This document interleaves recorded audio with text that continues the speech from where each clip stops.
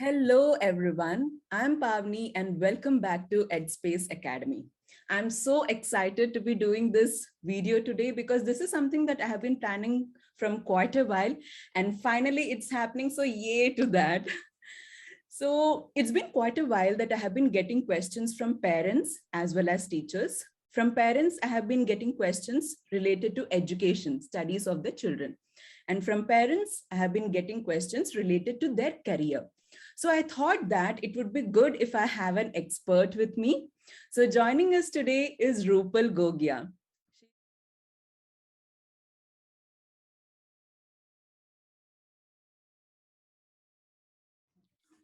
Yeah, so Rupal, when we are talking about children and their interest and their habits and routines, right? Now, just in order to develop few habits, interest, etc., many parents, we enroll them in different activity classes. Yeah, after school classes like swimming ho gaya, badminton ho gaya, drawing ho gaya, etc. Now, sometimes how it happens is that I know that my child is interested in badminton. With younger kids, they're interested in everything. Everything. But obviously, you can't enroll them in all the classes, right? Everything. Yeah. Yes. Yeah. So, what do you think is good for a child and their development? That which kind of classes? How do we select that? Yes, these classes are good for my children, and this would help them, considering that they have different interests. So first of all, of course, we need to ask them.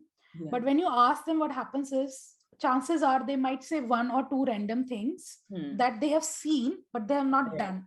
So they're imagining something else in their mind, but when they actually do it, they might Hmm. know whether they like it or not.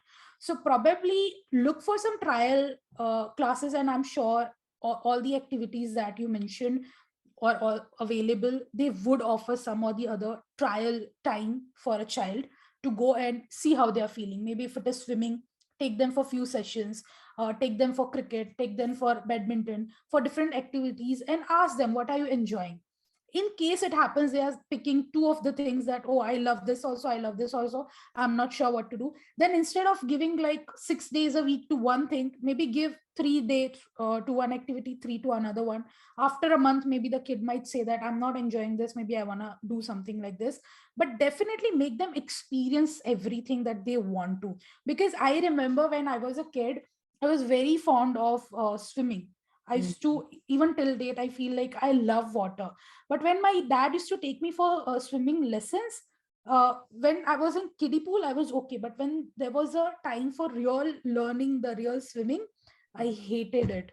I didn't like it. So I remember that till date, that I was imagining it something. I still love water, but when I had to do that activity in real, it wasn't what I was thinking. So I think it's important for a child to experience that, and let's not devoid them of. We may say that, oh, this is more good for you physically. Ye karo. You are a girl, maybe you should do this. You are a guy, you should do this. Let's not do that. Let's them experience whatever they want. Give them a trial, fair enough choice, and let them pick whatever they want. Agar do cheez ho rahi hai, as I said, split into weeks, like different days, and let them enjoy. Because at this age, we are not here to put them in the Olympics or something like that. It is just for their growth and fun, and all aspect is really different. So what if they are just going for 3 days for one activity and 3 days for another? Let them enjoy that.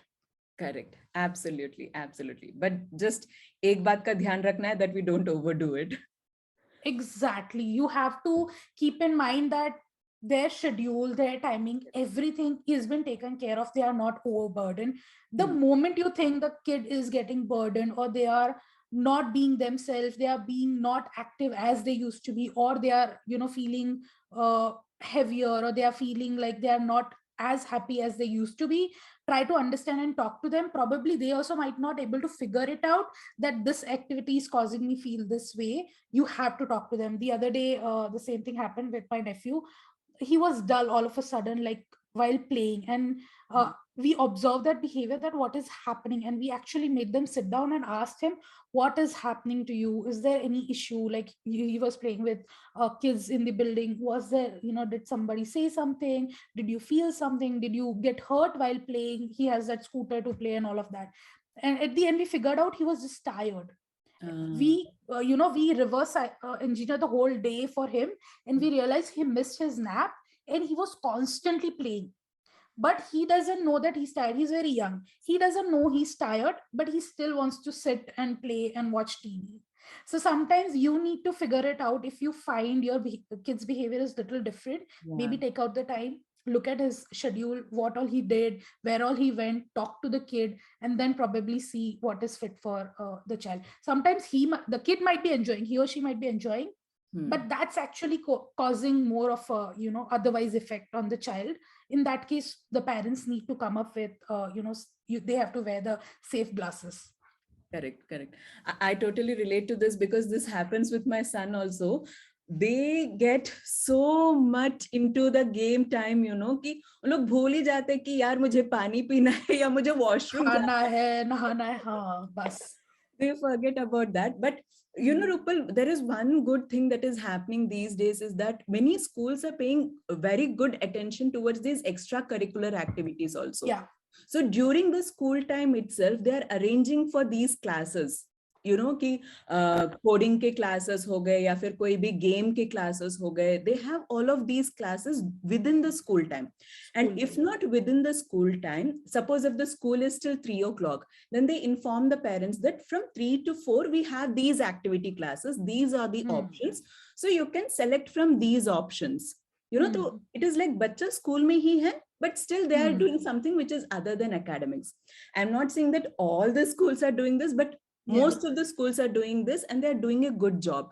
So I think that is also a good option that parents have, that we parents have, and we can select from there, because when the kids are with their friends, they are at school, they tend to enjoy more. And I hope that from the next academic year, schools will start completely offline and children get to explore all this. Hoping so, seriously hoping so.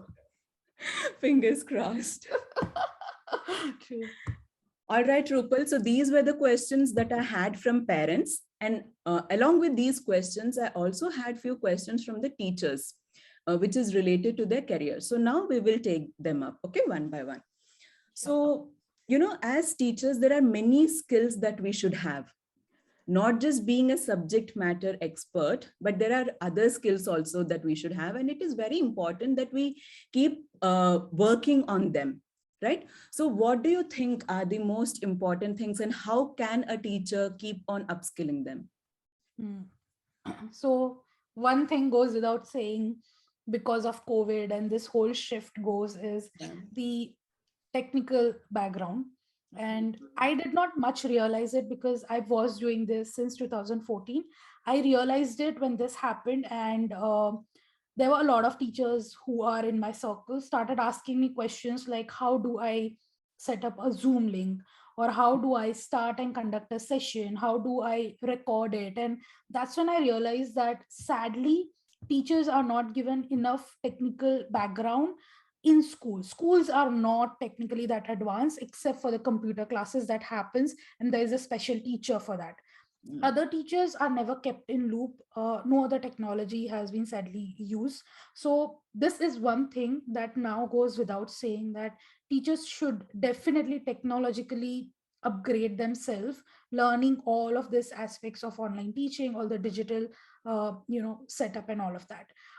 Having said that, if we are thinking about from qualification wise, or from job, taking job in your like of universities or colleges or schools and all of that, then depending on your goal, you can have B.Ed, you can have M.Ed, you can have doctorate in education, you can do NLP where you understand better psychology of kids. It helps you communicate with parents. Counseling becomes very important part, especially now, so that helps you there understanding the psychology. Even having knowledge that could help, this comes from someone whom I know, where in corporate aspect you can actually reach out to parents where they have work from home duties and their kids are also working from home. So probably a teacher could talk to these parents and can explain them things better. Again, their NLP counseling and all of these things come into picture. So I think teacher has multiple roles now to play, just other than subject matter. There's a lot more thing that has come under the umbrella of teacher. So I think these are few areas that definitely we need to upgrade ourselves. Absolutely, absolutely. And I do agree with you on the technology part also, that that was the point wherein we realized that yes, we should be ready with the tech part also. Yeah. Yeah. And when it comes to all of this learnings, Hmm. if we are not ready to invest in any courses, Hmm. correct, then there are Hmm. many free sources also from where we can learn. Now, I Absolutely. would like to take the liberty to say that I myself am a Google certified educator. I'm the leader of Google Educators Group Hyderabad. And we Hmm. keep conducting many of these sessions, which are absolutely free of cost. We conduct them Hmm. live on YouTube.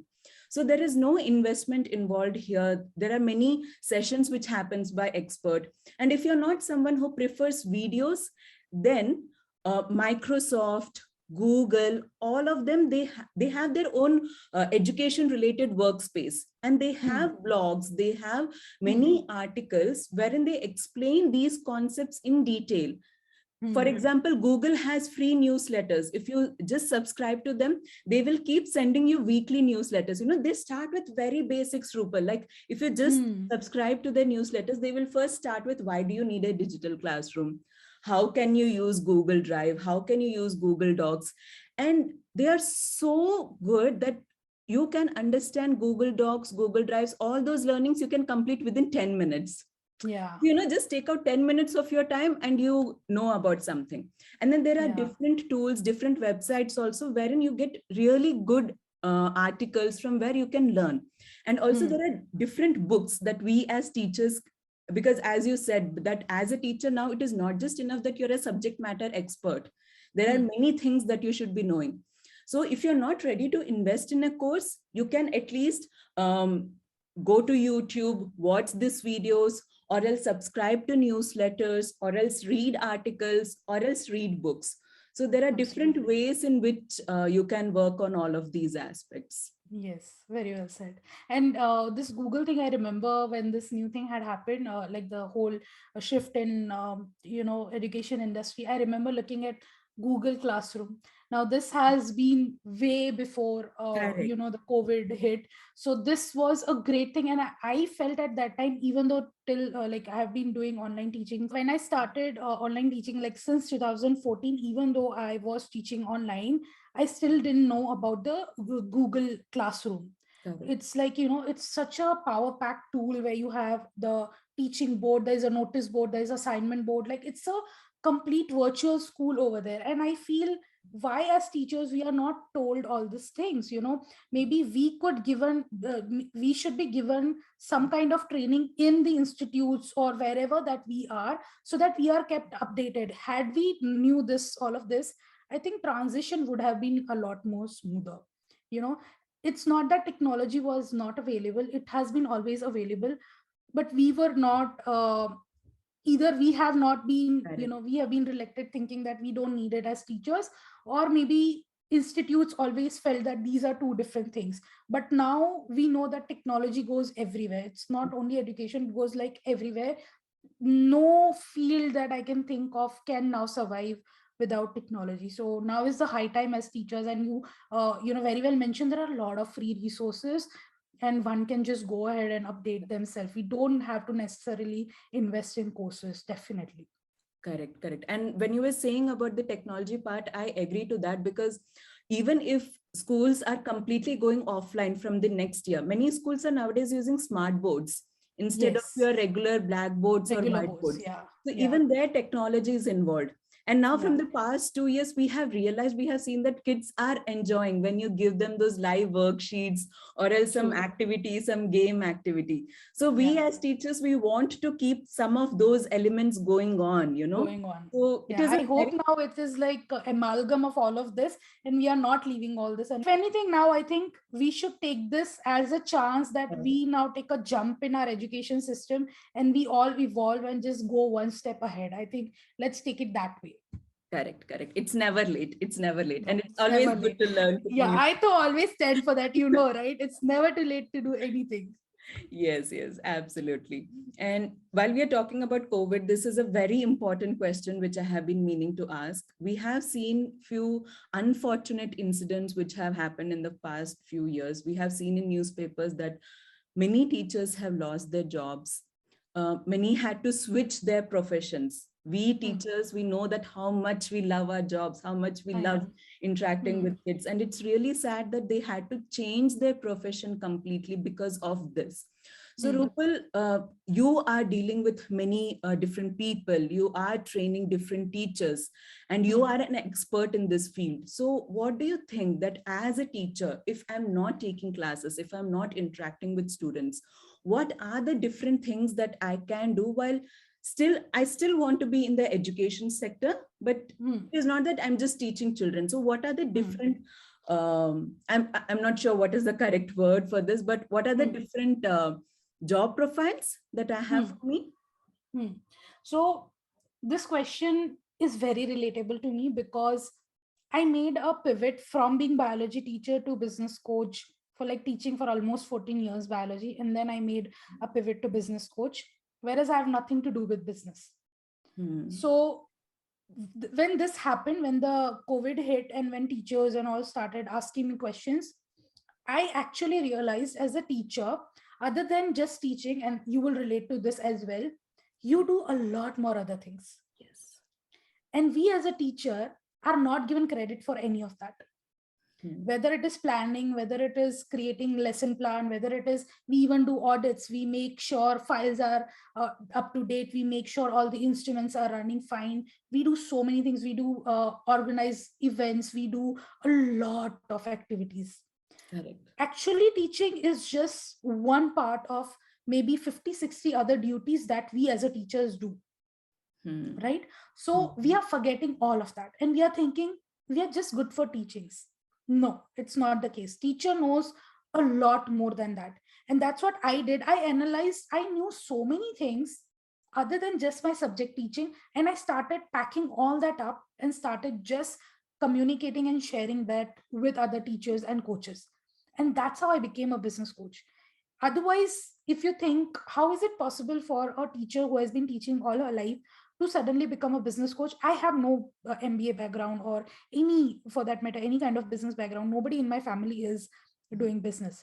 But it was all my learnings that I had being an institute, being lecturer for so long, being doing PhD as a researcher. I had learned so many things, whether it is bookkeeping, whether it is taking care of instruments, organization, conducting so many events, managing so many kids. I used to be a counselor as well. Placements, we are involved in placements, we conduct interviews. There are so many things. I'm sure you can write it down. So if you can create a list of all those things, yeah, forget about whether that particular thing is important or not. Just write down everything that you might have been doing as a teacher, and that particular activity or those particular skills can actually be beneficial in different ways. You Hmm. can reach out to educational systems, and from your experience you can actually give them some idea. Let's say for example, I'll tell you one thing that I had done was, other than just normal teaching, I realized that when we have competitive exams in the field of biotechnology, we have exams like gate exams, net exams, and students used to go outside, pay tons of money to get classes and learn that. So what I used to do in my college is, like every day morning, 1 extra hour I used to take those who are interested in cracking this exams, those who are planning to appear. I would just teach them those particular things. If there are certain specific practical things that I know that could help them in research and all, I just used to teach them. These were not part of my things. Other than that, there were things like lesson planning we used to do. There used to be auditing, like we used to have the NEC accreditation, like audit used to happen. I have done things that that is nothing to do with teaching, the big ledgers and all of that, keeping tab of everything. All these skills we never as teacher even think about that we are doing. Actually we are doing so many complicated stuff, you Hmm. know so maybe one need to list down everything and see if you can reach out to institute. You personally, if you can do something, that's what I did. I saw that because of my health, when I could not go out anywhere, what can I do with my existing skills sitting at home? I have laptop, I have internet, more than enough for me. I'm good to go. I had no complicated things when I started, no mic, nothing I had. I just used to have a simple laptop with internet, started off with that, as simple as that. So just reflect on it and just start without worrying too much. If you want to reach out to some institutes, some companies, definitely do so with whatever you know, depending on how you can help them. So this is what I feel one can do. Correct, absolutely. And also these days we hear of these job profiles called as educational consultants. And Yes. then many schools, they have a team of their own Yeah. who make worksheets or else who make practice question papers for their school Yes. students. Yes. So they don't go into classes, they don't teach students. Their work Hmm. is to prepare these worksheets, prepare Yeah. those books for the children. Yeah. So if you have good experience in your subject, then they can try for those job profiles also. True. And True. also, I know of these positions wherein teachers are doing content writing. You know, Content writing. suppose you are Yes. a language teacher, suppose you are a Hmm. Telugu teacher, Hmm. then you can try to look up for few publications who want to publish Telugu books or Hmm. Telugu worksheet books, and Hmm. then you can do content writing for them. Absolutely. Or else we have these giant educational apps, right? Hmm. Yeah. They have these job profiles wherein they want people to make the teaching aids for them. So Yeah. we have different profiles like Different these. profiles. And I'm not Yes. saying that it is easy to get those jobs, Yeah. but definitely there is scope. If you don't Yeah. want to directly take classes, then there are different profiles which we can definitely explore. Yeah. I would say there is this one thing that has happened in all of this is now you have more options which were not available to a teacher before. Hmm. It used to be a very simple thing, applying for a job or applying for, appear for this exam, get into a school, get into like B.Ed, MPhil, PhD, lecturer, professor, that's it. Now for teachers more options are open, which were not the case before. Correct, correct. And also, Rupal, you were saying about your coaching business, right? Why don't you tell our viewers more about it? I have been following you from the past 2 years. I have been following LYCB, and I absolutely love your content that you put up, and I love Chinky.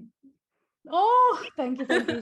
LYCB, that is Launch Your Coaching Business, is my signature program where I help new coaches. And in fact, now I even have advanced coaches in it, and teachers, those who want to establish their own coaching business, be it any subject matter that you want to take it forward. If you are a teacher and you have a specific subject, like I have teachers from biology, I have teachers from chemistry, English literature, or any fitness, life coaching, mindset, and we help you establish your own coaching business depending on the kind of lifestyle that you have, whether you have a full-time job or not, and what kind of business that you want to create at your home, sitting at your home, at your comfort. You can help teach and coach your own people. That's amazing. That's amazing. And also, I'll be leaving the link to her website in the description box below. So if you are interested, Drupal is amazing. She had a freebie. She had a free trial, not a free trial, what free video. Masterclass. Yes, you had a free masterclass, and oh my God, I made such long notes from that masterclass. So imagine if her free masterclass is so power packed, imagine how much her course would have for you all. So I'll be leaving the link to her website in the description box below, so you can go and get in touch with her. So Rupal, final message to all the parents and teachers. I will say it's been a journey in last 2 years for all of us. It's important that we all come together and have patience, definitely, whether it is kids, parents, and teachers. Take everything as part of learning whatever has happened. We all have a growth curve over here, so it's important to just pick those things and move forward. Let's try to leave everything else behind and move with only the learning and the good bit of whatever has happened.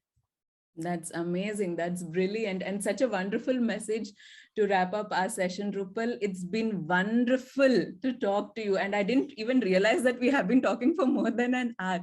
This is definitely going in two parts. This is definitely going two parts. Awesome, awesome. Thank you so much, Rupal. It was wonderful to have you at Headspace Thank you. Academy. Thank you for having me. Thank you. It was really my pleasure. And I'm so happy that finally we did it. I thoroughly enjoyed the session.